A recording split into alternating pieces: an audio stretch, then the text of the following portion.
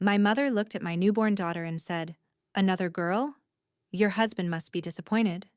5 years later, that same daughter saved her life, and when Mom called her my hero, I finally said what I'd been holding back for years. Before we start, let us know in the comments where you're watching from. Don't forget to like, share, and subscribe for more powerful stories. My name is Rebecca Hayes, and I'm 28 years old. If you saw me at the grocery store or walking through the hospital corridors where I work, you'd probably think I had it all together. I'm a pediatric nurse at Children's Memorial Hospital, the kind of job that sounds noble but pays just enough to cover the bills if you're careful. I've always been the responsible one, the girl who colored inside the lines, who never asked for too much, who made herself small so everyone else could be comfortable. My scrubs are always pressed. My smile is always ready. And for most of my life, I believed that if I just worked hard enough, loved hard enough, sacrificed enough, everything would turn out okay. I met my husband Jake 7 years ago during my last semester of nursing school. He was studying to be a high school English teacher, and we literally bumped into each other at a coffee shop near campus. He spilled his latte all over my anatomy textbook, and instead of getting annoyed, I laughed. He had this warm, genuine smile that made me feel safe in a way I'd never felt before. Jake isn't the kind of man who cares about impressing people. He doesn't drive a fancy car or wear expensive clothes.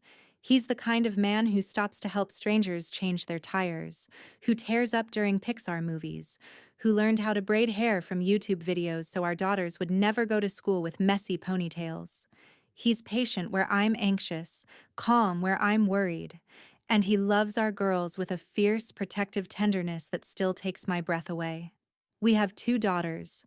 Lily is 7 now, a bright-eyed whirlwind of curiosity who wants to be a veterinarian and asks approximately 700 questions before breakfast. She collects rocks, refuses to wear anything that isn't purple, and has a laugh that sounds like pure sunshine. Our youngest is Emma, 5 years old, with dark curls that spring out in every direction and a heart so big it sometimes scares me.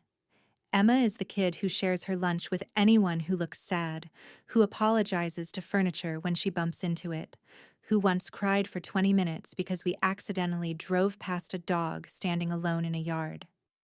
She feels everything deeply, loves without hesitation, and sees the good in everyone, even the people who don't deserve it. We live in a modest 3-bedroom house on the east side of town, the kind with a chain-link fence and a yard full of dandelions we pretend are flowers. Our furniture is mostly secondhand, our vacations are camping trips to state parks, and our idea of a fancy dinner is homemade spaghetti with garlic bread. But we're happy, or at least, we should be. We have everything that matters: love, health, 2 incredible daughters, and a life built on kindness and respect. Jake tells me all the time that I'm an amazing mother, that our girls are lucky to have me. But there's one person who's never said those words. One person whose approval I've chased my entire life and never quite caught. My mother. And the day I found out I was pregnant with Emma, the day that should have been filled with pure joy, was the day I learned just how conditional a mother's love could be. Life before Emma's gender reveal was simple and sweet, the kind of ordinary that you don't appreciate until it's gone. Jake and I had been trying for our second child for almost 2 years. Month after month of negative pregnancy tests, of hope building and crashing, of wondering if Lily would ever get the sibling she kept praying for at bedtime. When I finally saw those 2 pink lines, I cried in the bathroom for 10 minutes straight while Jake held me, both of us shaking with relief and joy. We were going to have another baby. Our family was growing. Everything felt right. Those early months of pregnancy were magical. Lily was 3 years old then, obsessed with the idea of becoming a big sister. Every single morning she'd crawl into our bed before the sun came up, press her little hand against my still flat stomach, and whisper, "Good morning, baby. It's your sister Lily. I can't wait to meet you." She'd already picked out names for both possibilities: Princess Sparkle Rainbow if it was a girl, and Dragon Master Supreme if it was a boy. Jake and I would catch each other's eyes over her head and try not to laugh. She was so pure, so excited, so full of unconditional love for a sibling she hadn't even met yet. We decided to do a small gender reveal party in our backyard. Nothing elaborate or expensive, just close family, some friends from work, and a simple cake from the bakery downtown with either pink or blue filling inside. I'm not usually one for big celebrations. I get anxious about hosting, about making sure everyone's happy and comfortable. But Jake convinced me it would be nice to share this moment with the people we loved. He spent a Saturday morning hanging streamers from our back porch, blue on one side, pink on the other. I made lemonade and set up folding tables borrowed from our neighbor. Lily helped me tie balloons to the fence posts, her tongue sticking out in concentration as she worked on the knots.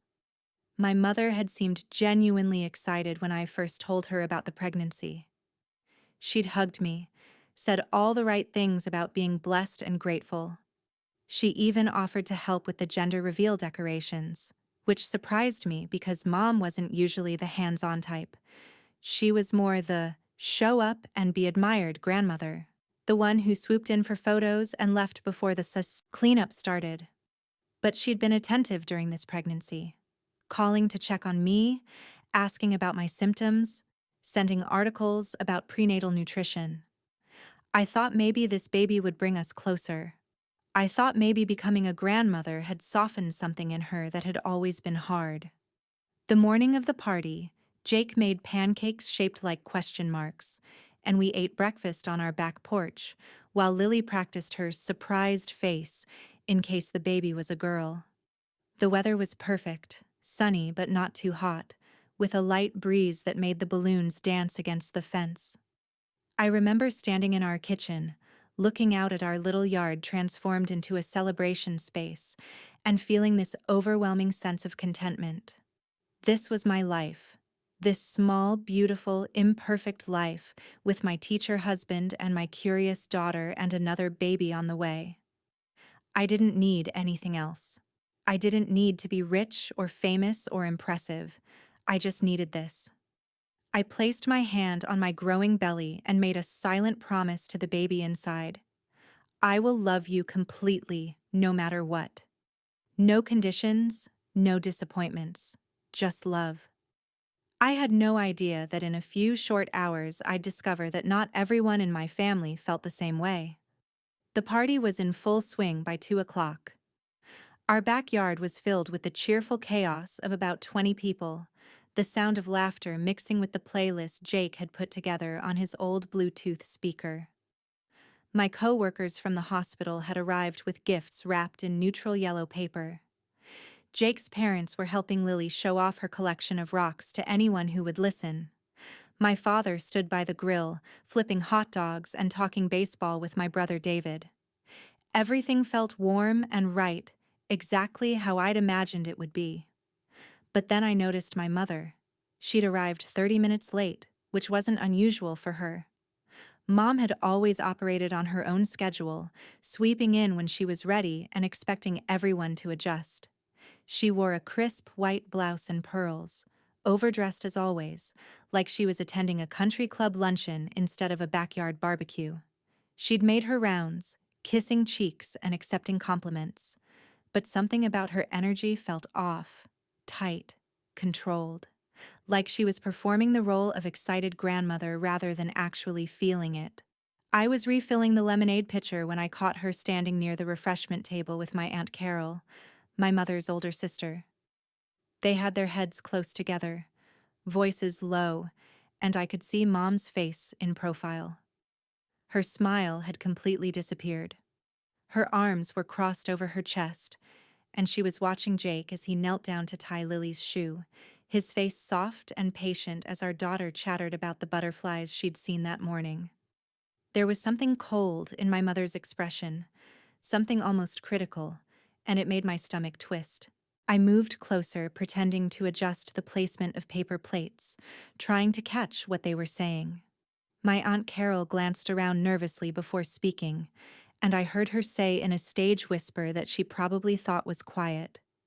Another girl would be such a shame, don't you think? Men really do want sons to carry on the family name. I froze, my hand suspended over the stack of napkins. My mother nodded, her lips pressed into a thin line. She glanced at my stomach, and for just a moment her face showed something I'd never seen directed at me before. Disappointment. Real, undisguised disappointment. "I just hope for Rebecca's sake it's a boy," she said quietly. "Jake seems like a good man, but every man wants a son. That's just reality."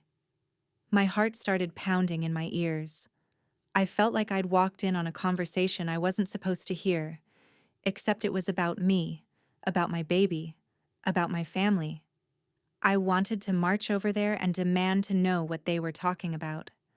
I wanted to defend Jake, who had never once expressed even a hint of preference about our baby's gender. But I couldn't make my feet move.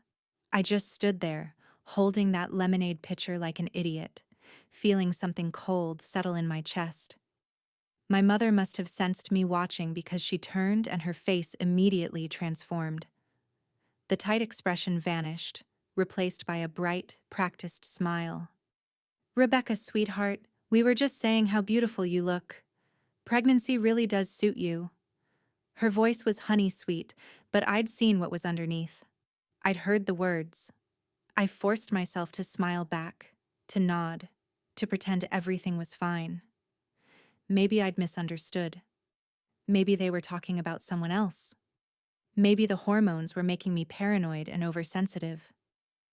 I turned away and busied myself with the food table, but that seed of doubt had been planted. And I couldn't shake the memory of my mother's face when she looked at my pregnant belly, like she was already bracing herself for disappointment. I spent the next 20 minutes trying to convince myself I was overreacting. That's what I'd always done, wasn't it? Smooth things over, make excuses, find the most generous interpretation possible. My mother had raised me, sacrificed for me, loved me in her own way. She wouldn't actually care whether my baby was a boy or a girl.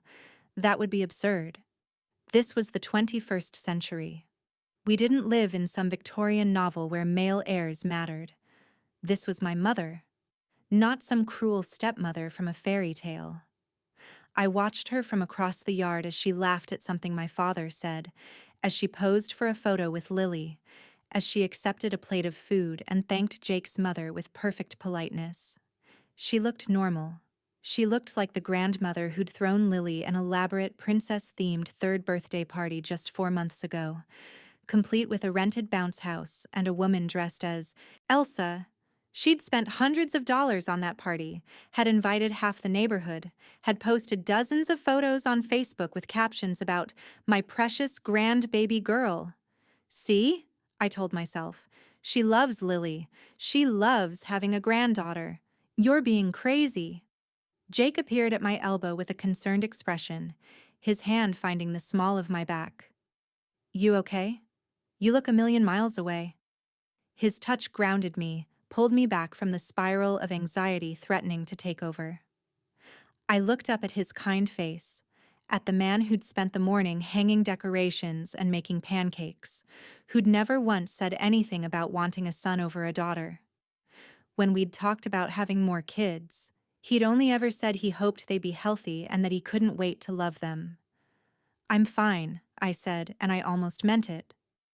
"Just a little overwhelmed. You know how I get with hosting." He kissed my forehead. "You're doing great. Everyone's having a good time.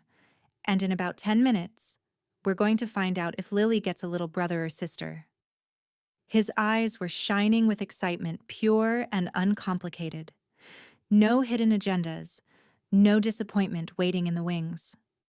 I let myself lean into him for just a moment, borrowing his certainty, his joy. This was what mattered. Not whatever I thought I'd overheard. Not some random comment from my Aunt Carol, who'd always been a bit old-fashioned anyway. Jake wanted this baby. Lily wanted this baby. I wanted this baby. That was enough. That had to be enough. My mother walked past us, trailing the scent of her expensive perfume, and squeezed my shoulder. Almost time for the big reveal. I can't wait.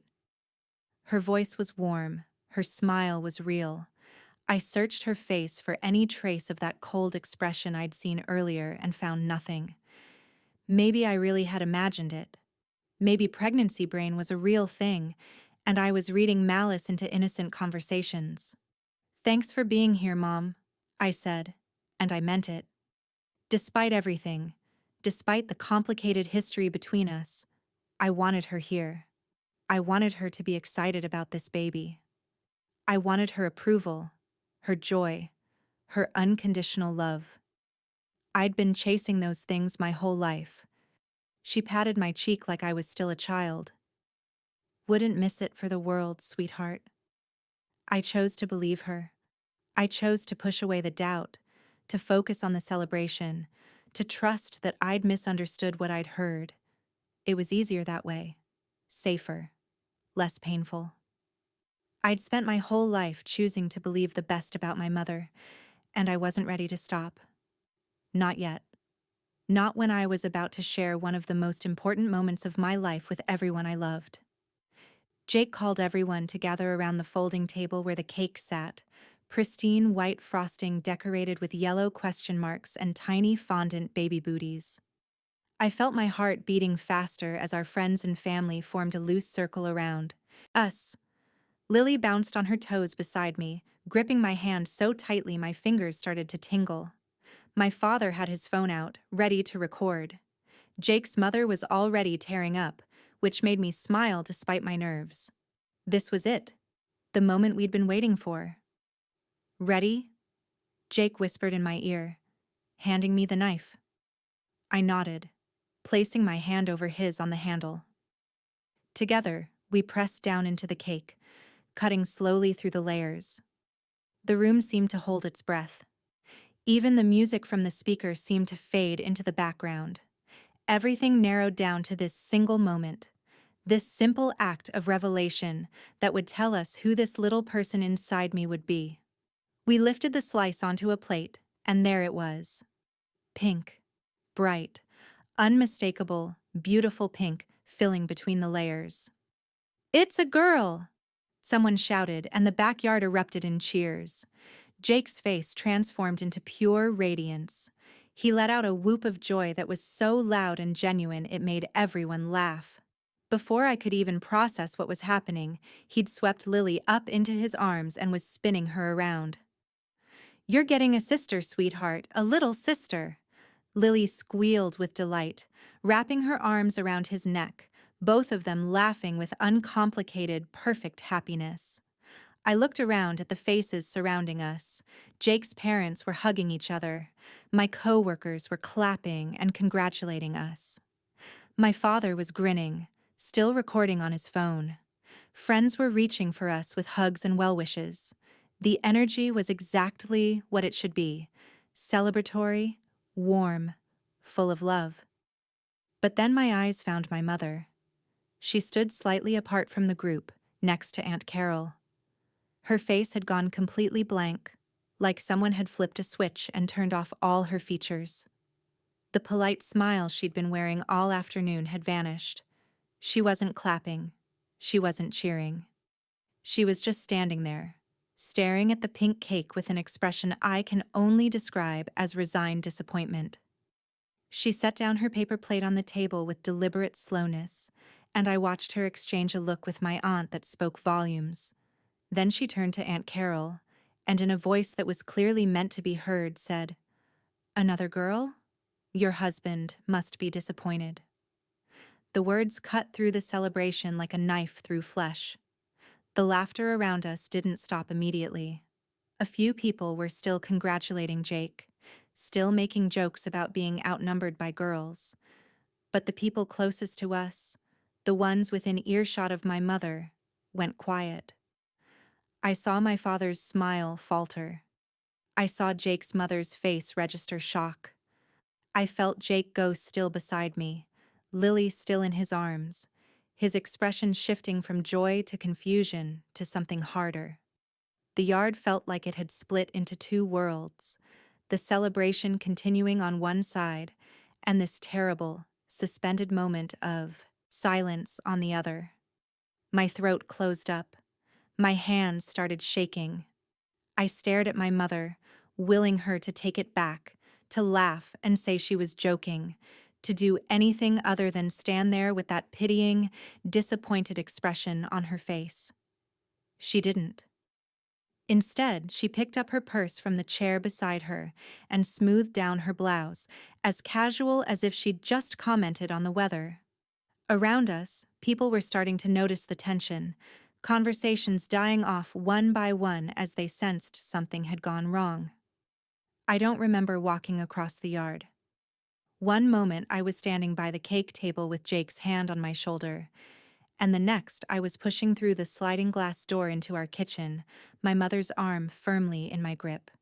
She made a small sound of protest, but I didn't let go until we were inside, away from the guests, away from the eyes and the phones, and the people who were definitely going to gossip about this later. The kitchen felt cold compared to the warmth outside. I released her arm and turned to face her, my whole body shaking with an emotion I couldn't quite name. Rage, hurt, betrayal, all of it mixed together into something that made my voice come out sharp and unfamiliar. "Mom, what did you just say?" She had the audacity to look annoyed, like I was the one being unreasonable.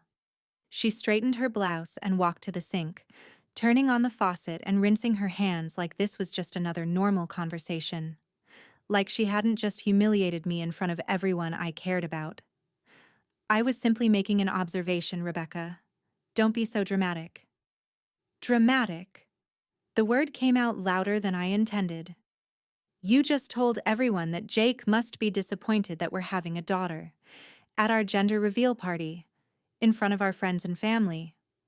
She dried her hands on the dish towel, taking her time, not meeting my eyes.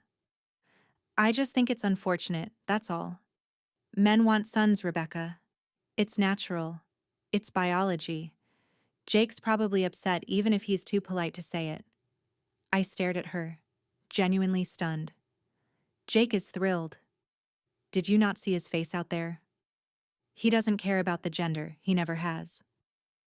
My mother turned to face me then, and her expression was something between pity and condescension, the look she'd given me my whole life when she thought I was being naive. "You're young, sweetheart. You don't understand how these things work. Men always care. They might not say it. They might even believe they don't care.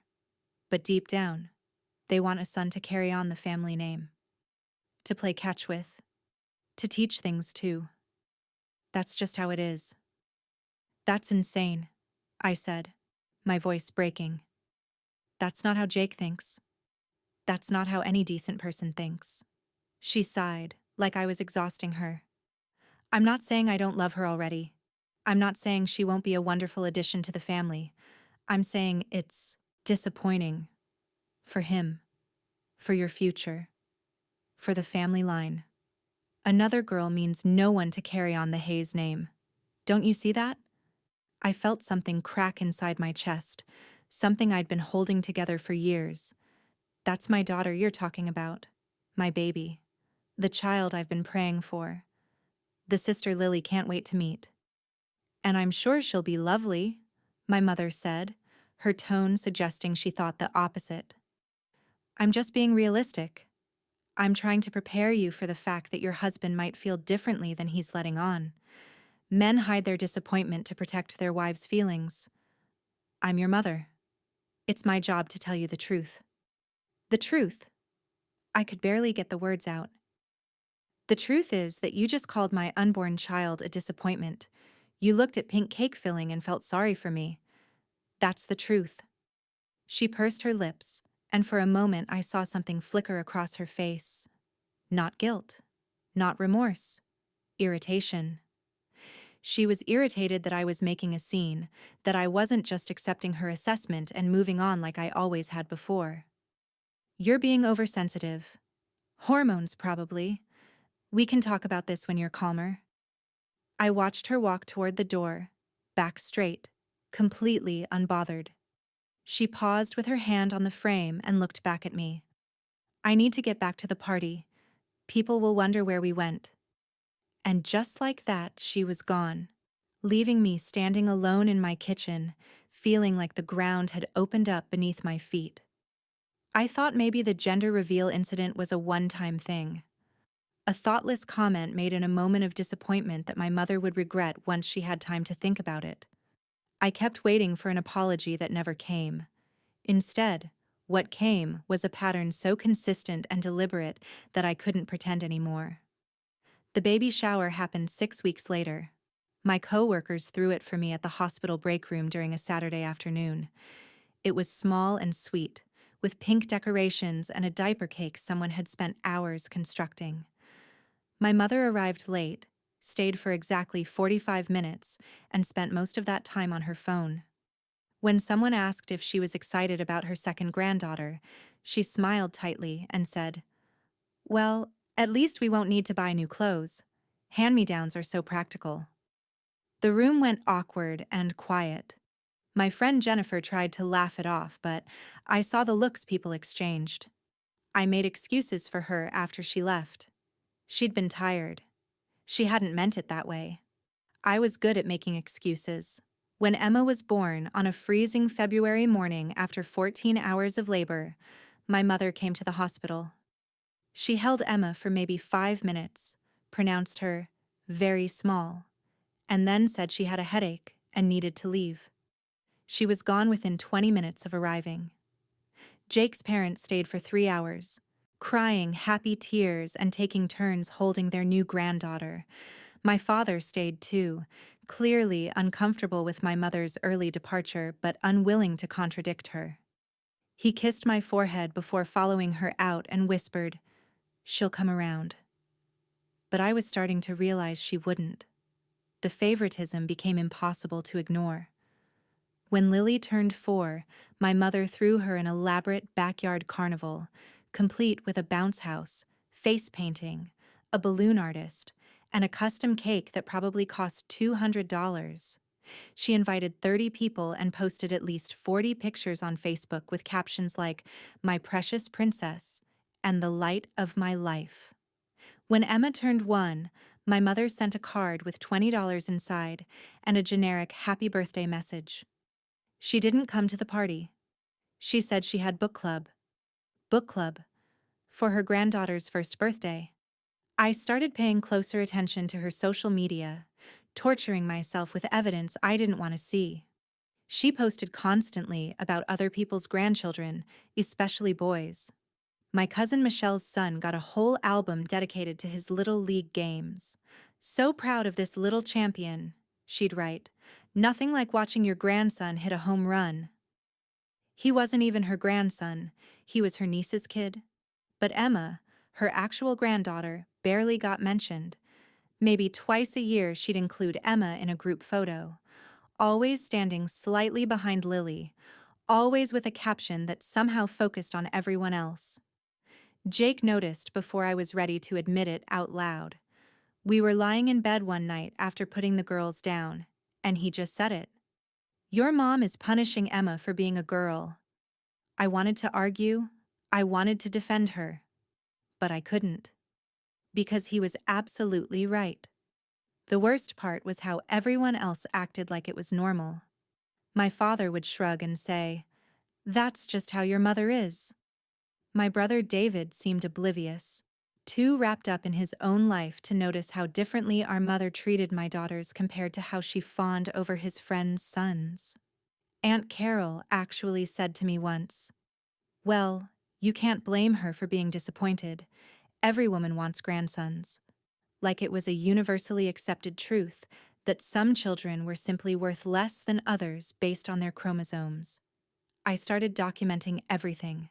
Screenshots of Facebook posts, a list of missed birthdays and canceled visits, The time she drove 2 hours to watch my cousin's son's soccer game, but couldn't drive 20 minutes to see Emma in her first school play.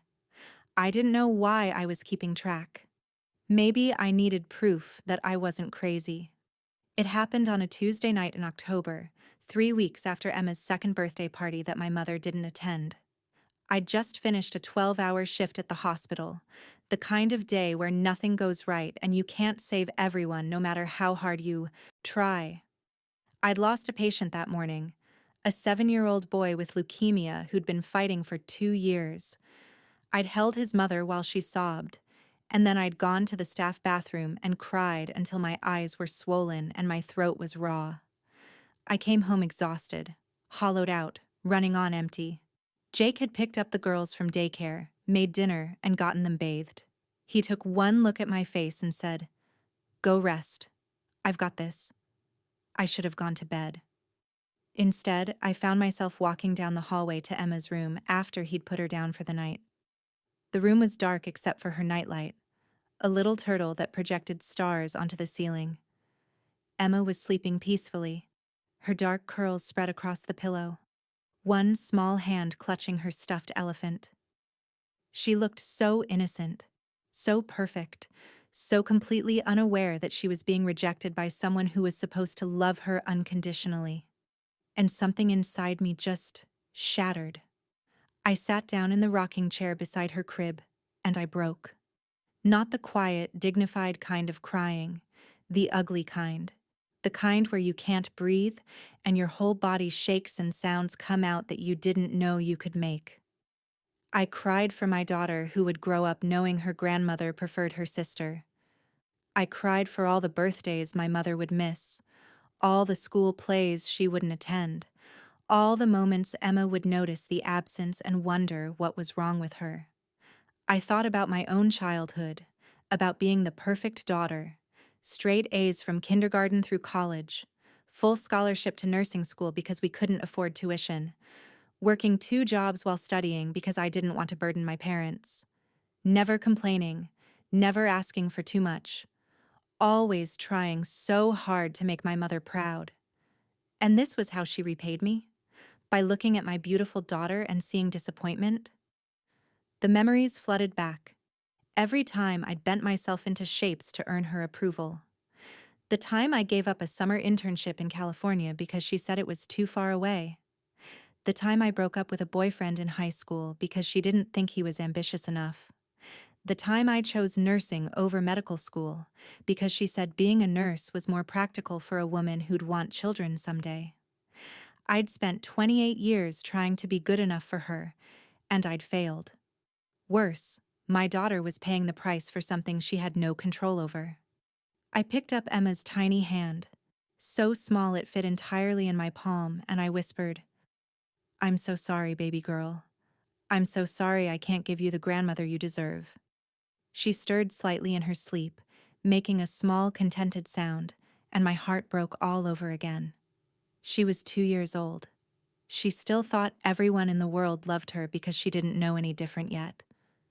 But she'd figure it out eventually. Kids always do. She'd notice that Grandma came to Lily's dance recitals, but not hers. She'd see the Facebook posts where she was cropped out or forgotten. She'd ask me one day why Grandma didn't love her as much, and I wouldn't have an answer that made sense. Jake found me an hour later, still sitting in that rocking chair, still crying. He didn't say anything.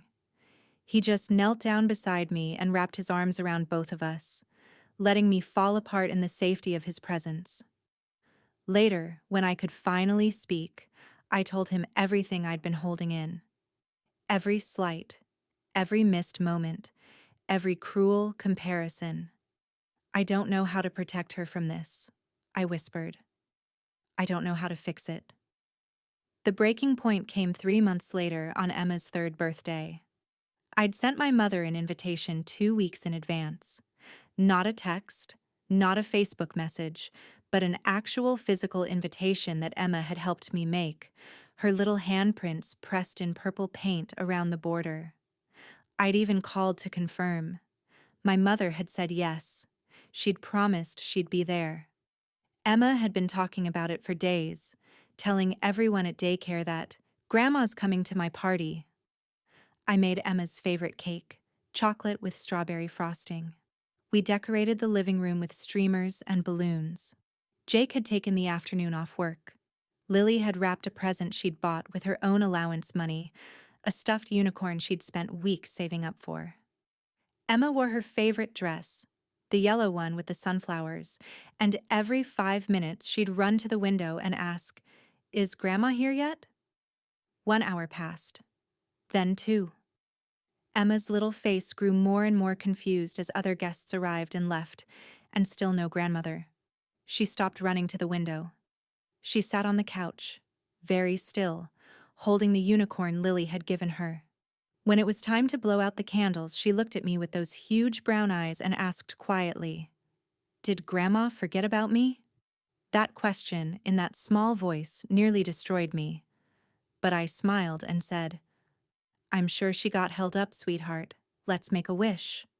We sang Happy Birthday. Emma blew out her candles, and I excused myself to the bathroom where I called my mother with shaking hands. She answered on the 4th ring, her voice casual and unbothered. "Oh, Rebecca. Hi, sweetie. Where are you?" I kept my voice low, controlled, even though I wanted to scream. "Emma's birthday party started 2 hours ago. You said you'd be here." There was a pause, and then I heard voices in the background. Children laughing. A man's voice. "Oh," she said, like she just remembered leaving a pot on the stove. "Oh, honey, I completely forgot. I'm at your brother's house. His friend brought his son over, and the boy needed help with a science project for school. You know how important education is. I'm sure Emma understands." Something inside me snapped, not into rage, into perfect crystalline clarity. My mother had driven 45 minutes to my brother's house to help a child who wasn't even related to us with a school project. On my daughter's birthday, after promising she'd be here, after knowing Emma had been waiting for her. "She's 3 years old," I said quietly. "She doesn't understand. She thinks you forgot about her." "Oh, don't be so dramatic. She'll have plenty of other birthdays. Tell her Grandma loves her and I'll make it up to her." But she wouldn't.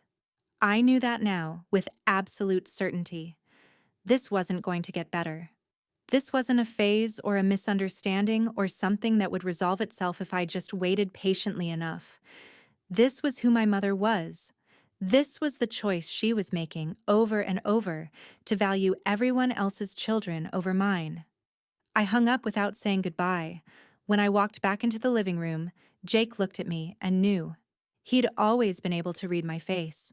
Emma was showing her new unicorn to one of her little friends from daycare, and in that moment, watching my daughter try to be brave and happy despite the hurt, I made a decision. I was done begging for scraps of affection, done making excuses, done teaching my daughter that love was supposed to hurt this much, done pretending this was okay. I wasn't going to yell. I wasn't going to send angry texts or make dramatic pronouncements. I was simply going to protect my child the way my mother had never protected me. I was going to set boundaries, real ones, the kind that couldn't be crossed or negotiated away. That night, after the girls were asleep, I sat down with Jake at the kitchen table. "I need to pull back from my mother," I said, not out of spite. "For Emma's sake. I can't keep letting her hurt our daughter." Jake reached across the table and took my hand. "I've been waiting for you to say that." I didn't cut my mother off dramatically. There was no big confrontation, no tearful phone call, no announcement on social media. That would have given her ammunition, a way to play the victim and paint me as the ungrateful daughter who'd turned cold and cruel for no reason. Instead, I did something far more effective. I quietly, systematically, began to distance myself and my family from her orbit. The first thing I did was stop reaching out. No more weekly phone calls to check in. No more texts updating her about the girls' milestones. No more invitations to every little event. I'd spent years doing all the emotional labor in our relationship, always being the one to call first, to smooth over tensions, to make sure she felt included. I stopped, and the silence that followed was deafening. She didn't notice for almost 3 weeks. When she finally called and asked why I'd been so quiet, I kept my voice pleasant and neutral. Just busy with work and the girls, Mom. You know how it is. No accusations, no emotion, just polite distance. She seemed satisfied with that answer. She didn't ask about Emma specifically. She never did. When she did call to invite us to family events, I started saying no, not with elaborate excuses or apologies, just simple declines. We have other plans that day, but thanks for thinking of us. I didn't explain what the other plans were.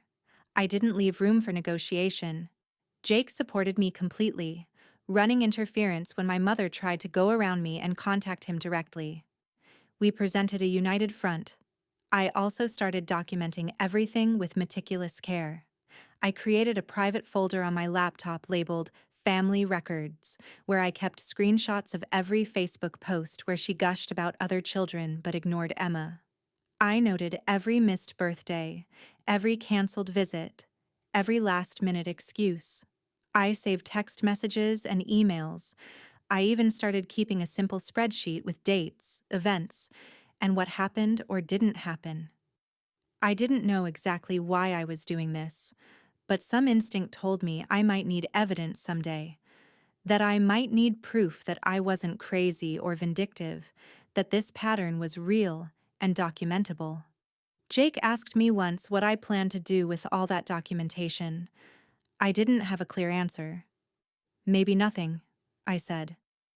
But if she ever tries to gaslight me, tries to pretend this didn't happen or that I'm making it up, I'll have proof. Not just for her, for myself. I also started therapy. I'd resisted it for years, telling myself I didn't have time or money for it. But the truth was, I'd been afraid of what I'd discover. Afraid that a therapist would confirm what I'd suspected deep down, that my mother's love had always been conditional, transactional, dependent on my ability to meet her expectations. Dr. Martinez was patient and kind, helping me untangle decades of people-pleasing and boundary crossing. She taught me that protecting Emma wasn't cruel, it was necessary, that children shouldn't have to earn love, that I wasn't responsible for my mother's choices or feelings. You can't control how she behaves, Dr. Martinez told me during one session, but you can control how much access she has to hurt your daughter. Those words changed everything. I'd been so focused on trying to fix the relationship, on hoping my mother would change, that I'd forgotten I had power too. The power to say no. The power to create distance. The power to choose peace over approval. Slowly, over months, I started to feel lighter. The constant anxiety about managing my mother's feelings began to fade. I stopped checking her social media obsessively. I stopped waiting for apologies that would never come. Emma seemed happier too, less confused about why Grandma didn't want to see her. We filled her life with people who loved her unconditionally. Jake's parents, our neighbors, my co-workers who'd become like family. My mother, for her part, seemed content with the distance. She didn't fight for more access. She didn't ask why things had changed. And that told me everything I needed to know. 2 years passed in relative peace. Emma was 5 now, bright and confident in a way that made my heart swell.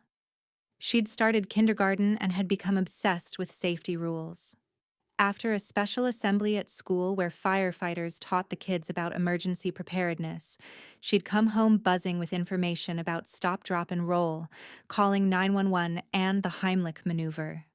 She practiced on her stuffed animals for weeks, wrapping her little arms around them and performing careful thrust motions while narrating each step like a tiny instructor. "You have to make a fist, Mama," she'd explain seriously, demonstrating on her teddy bear. "Right here, above the belly button, then you push in and up, in and up.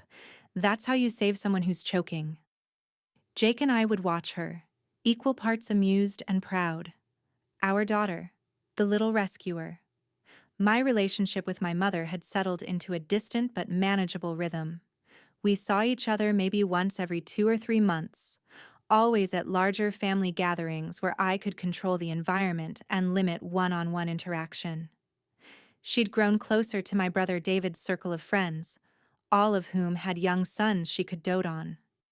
In a twisted way, it worked.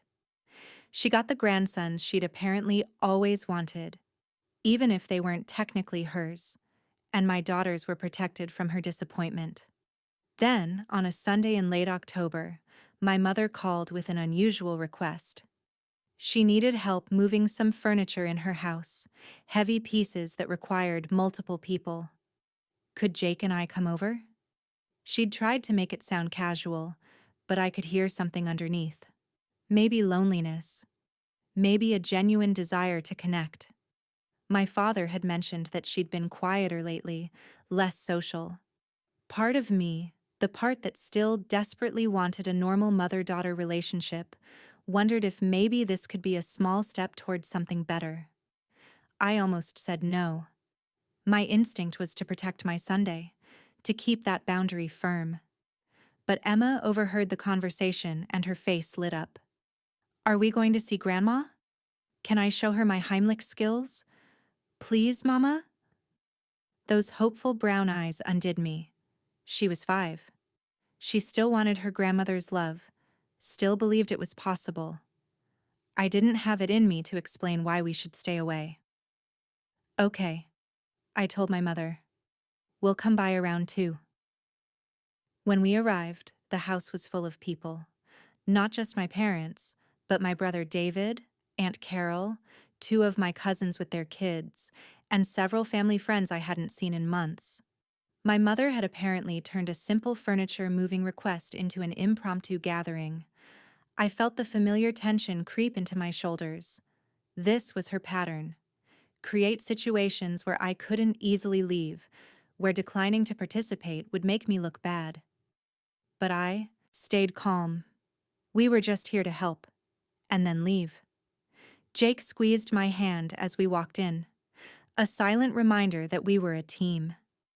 Emma bounced ahead of us, excited to see family members she rarely encountered anymore. Lily stayed close to my side, old enough now to sense the complicated dynamics even if she couldn't fully understand them. The house smelled like my mother's cooking, roast chicken and rosemary. People were gathered in the living room and kitchen, the TV playing a football game in the background. My mother emerged from the kitchen wearing an apron, playing hostess like she always did, the center of attention. She greeted us with polite warmth, the kind reserved for acquaintances rather than family. Rebecca, Jake, girls, thank you for coming. The furniture's in the garage. David and Jake, could you 2 handle that? She barely glanced at Emma and Lily before turning back to her guests. I watched Emma's face fall slightly, that familiar disappointment flickering across her features. But she recovered quickly, the way resilient children do, and went to play with my cousin's kids in the corner. Everything felt normal. Awkward, but normal. I had no idea that in less than 30 minutes, everything would change. The sound came from the kitchen. Sharp, desperate, terrifying. Not a scream, but something worse. The frantic, airless gagging of someone who couldn't breathe. Conversation stopped mid-sentence. The football game continued playing on the TV, absurdly cheerful against the sudden silence. Then someone shouted, "She's choking!" I spun around and saw my mother through the kitchen doorway, standing beside the counter, both hands clutched to her throat. Her face was already turning red, eyes wide with panic. A piece of chicken, I would learn later. It had gone down wrong, lodged in her airway completely. She was trying to cough, but nothing was coming out. Just these horrible, silent gasps. Everything happened in slow motion and all at once. My brother David froze, his mouth open in shock. Aunt Carol screamed and fumbled for her phone, her hand shaking so badly she dropped it. My father started toward my mother but seemed uncertain what to do. I started moving too, my nurse training kicking in, mentally running through the steps of the Heimlich maneuver. But Emma was faster. My 5-year-old daughter, who barely came up to my mother's waist, didn't hesitate. She ran straight toward my mother with a determination that stopped my heart. "I know what to do," she called out, her voice high but steady. Before I could reach them, before anyone could react, Emma wrapped her small arms around my mother's waist from behind, positioned her tiny fist exactly where she'd practiced on her stuffed animals, and pulled. Once. Nothing happened. My mother's legs were starting to buckle. Twice. Still nothing. I was almost there, reaching for them, ready to take over. 3 times. Emma pulled with all the strength in her little body, her face scrunched with effort, and suddenly the piece of chicken flew out of my mother's mouth and across the kitchen floor. My mother gasped, a horrible rattling sound that was the most beautiful thing I'd ever heard because it meant air was moving again. She coughed violently, tears streaming down her face, her whole body shaking. The room erupted. Aunt Carol was crying. My father rushed forward to steady my mother. David stood there looking stunned, like he couldn't process what had just happened. My mother was bent over, hands on her knees, coughing and gasping and gradually regaining her breath. And Emma stood behind her, looking small and uncertain now that the emergency was over, her arms still slightly raised like she wasn't sure if she'd done it right. My mother straightened slowly, her hand pressed to her chest, her face still flushed, but returning to a normal color. She turned and looked down at Emma, and for the first time in 5 years, I saw something real in her expression when she looked at my daughter. Not disappointment, not dismissal. Wonder. Gratitude. Fear at how close she'd come to dying. She dropped to her knees, putting herself at Emma's eye level, and pulled my daughter into her arms. "You saved my life," she said, her voice hoarse and trembling. "You saved Grandma's life. You're my hero, sweetheart. My hero." The room went completely silent. Everyone was staring at this moment, at my mother holding Emma like she'd never held her before. I should have felt relief. I should have felt grateful that my daughter had known what to do, that she'd been brave enough to act. Instead, I felt 5 years of rage and hurt and betrayal rise up in my throat like poison. I stepped forward, and my voice when I spoke was steady and cold, cutting through the emotional scene like a blade. The disappointing one? My mother's arms went still around Emma. The color drained from her face. She looked up at me, and I saw the exact moment she understood. The exact moment she remembered what she'd said at the gender reveal party, and every cruel comment and absence and rejection that had followed. The room was so quiet I could hear the football announcer on the TV in the other room. Everyone was staring at us now. My brother, my aunt, my father. The family friends who'd witnessed years of my mother's favoritism without ever saying a word. My mother opened her mouth, but no sound came out. The silence stretched on, thick and suffocating.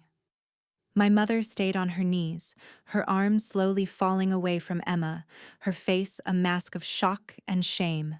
She looked like I'd physically struck her. Maybe, in a way, I had. But with truth instead of violence, with words she'd said herself coming back to haunt her at the worst possible moment. Then Emma, sweet, pure-hearted Emma, did something that broke through the tension in the most unexpected way. She looked up at my mother with those enormous brown eyes, full of concern and confusion, and said softly, "It's okay, Grandma. I love you anyway." My mother made a sound somewhere between a sob and a gasp. Her hands came up to cover her face, and her whole body started shaking. Not from the choking anymore. From something deeper. Something that had maybe been building for 5 years or perhaps for her entire life. She was crying. Really crying. The kind of tears that come from a place of genuine reckoning. "I'm so sorry," she whispered through her fingers, her voice barely audible. "Oh God, Emma, Rebecca, I'm so sorry." I stood there, frozen, not ready to comfort her, not ready to say it was okay when it hadn't been. But Emma, who'd just saved this woman's life despite years of rejection, stepped forward and hugged her grandmother again. My daughter, who had more grace and forgiveness in her 5-year-old heart than I'd managed to accumulate in 28 years. My mother pulled Emma close and just held her, crying into her hair, apologizing over and over. The room remained silent, everyone bearing witness to this unraveling. My father had tears in his eyes. Aunt Carol looked away, guilt written all over her face. My brother David was staring at the floor like he wished he could disappear. Finally, my mother looked up at me, her makeup ruined, her face blotchy and red. "I need to talk to you, please. Not now, but soon. I need to explain. I need to try to make this right." I didn't answer immediately. Part of me wanted to walk out, to take my daughters and leave her there with her shame and regret. But another part of me, the part that had watched my 5-year-old daughter choose compassion over resentment, knew that I had to at least give her the chance. "We'll talk," I said quietly. "But things can't go back to how they were. They were broken. If you want a relationship with Emma, with both my daughters, it has to be real. It has to be equal. No more favorites. No more disappointment." She nodded frantically, still holding Emma. "Yes. Anything. I'll do anything." The weeks that followed were difficult and messy and far from perfect. My mother started therapy at my insistence, working through generations of internalized misogyny and toxic beliefs about gender and worth. She'd been raised by a mother who'd valued sons over daughters, who'd treated her own daughters as lesser, and she'd never questioned it. That didn't excuse what she'd done to Emma, but it explained it. She showed up to Emma's next kindergarten event, and the one after that. She started calling weekly to talk to both girls, not just Lily. She posted photos of Emma on Facebook with captions that made my daughter beam with pride. She wasn't perfect at it. She stumbled sometimes, said thoughtless things, had to be reminded. But she was trying, really trying. Emma flourished under the attention she'd always deserved. She didn't hold grudges like adults do. She simply accepted her grandmother's love now that it was finally being offered, without questioning why it had taken so long. Children have that gift, that ability to live in the present without the weight of the past crushing them. Jake and I remained cautious, watching carefully, ready to pull back if the old patterns reemerged. But my mother seemed genuinely changed by how close she'd come to dying, and by the realization that the child she'd dismissed as disappointing had been the one to save her life. One evening, about 6 months after the incident, my mother pulled me aside after a family dinner. "I can't take back the years I wasted," she said quietly. "I can't undo the hurt. But I want you to know that Emma taught me something that day. She taught me that worth has nothing to do with gender or expectations. It has to do with character. And she has more character at 5 than I had at 50. I looked at my daughter across the room, playing with Lily, laughing at something only they understood. "Yes," I said simply. "She does." Looking back now, 3 years after that October afternoon that changed everything, I can see the journey with clarity I didn't have when I was living through it. Emma is 8 years old now, confident and kind, with no memory of the years when her grandmother made her feel invisible. She talks about Grandma with genuine affection, shares her artwork and school achievements, and lights up when my mother comes to visit. To her, that's just how it's always been. And maybe that's the gift of childhood. The ability to accept love when it finally arrives without demanding an accounting of all the times it was withheld. My mother is 70 now, and she's not the same woman who stood at my gender reveal party and called my unborn daughter a disappointment. Therapy helped. Nearly dying helped more. She talks openly now about the toxic beliefs she was raised with, about the grandmother who told her that daughters were burdens and sons were blessings, about growing up in a household where her brother got opportunities she was denied simply because of his gender. She doesn't offer these as excuses, but as explanations, as context for patterns she never examined until a 5-year-old girl forced her to. She's made amends in concrete ways. She opened college savings accounts for both girls with equal contributions. She shows up to every recital, every game, every school event for both of them. She's learned to catch herself when old thought patterns emerge, to question the voice in her head that whispers outdated ideas about gender and worth. She's not perfect. Nobody is. But she's present now in a way she never was before, and that presence matters. I've learned things too. I've learned that protecting your children sometimes means disappointing the people who raised you. I've learned that boundaries aren't cruelty, they're love in action. I've learned that you can't sacrifice your daughter's well-being on the altar of family peace, that some prices are simply too high to pay. For years, I'd bent myself into impossible shapes, trying to earn my mother's approval, teaching my daughters through my actions that love required contortion and compromise, and endless patience with people who hurt you. Emma taught me a different way. She loved without keeping score. She acted without hesitation when someone needed help, even someone who'd hurt her. She forgave without needing to understand all the complicated reasons why she'd been wronged in the first place. But she also never learned to make herself smaller to accommodate other people's prejudices, because Jake and I made sure she didn't have to. Sometimes I think about the version of this story where I never set boundaries, where I kept exposing Emma to my mother's rejection year after year, teaching her that her worth was negotiable and her grandmother's love was something she had to earn. That version ends differently. That version ends with a little girl who grows up believing she's disappointing, who internalizes the message that being female makes her less than, who spends her adult life seeking approval from people who will never give it. But that's not the story we're living. This story ends with a little girl who knows she's loved completely, who understands that she saved someone's life not because of what she was, but because of who she is. Brave, capable, compassionate, and strong. This story ends with a grandmother who learned before it was too late that the measuring stick she'd been using her whole life was broken. This story ends with a mother, me, who finally understood that sometimes the most loving thing you can do is say no, set a boundary, and refuse to let toxic patterns continue into the next generation. The thing about worthiness is that it's not something you prove or earn or achieve. It's not something that changes based on your gender or your grades or your ability to meet someone else's expectations. Worthiness is inherent. You're born with it. Emma was always enough.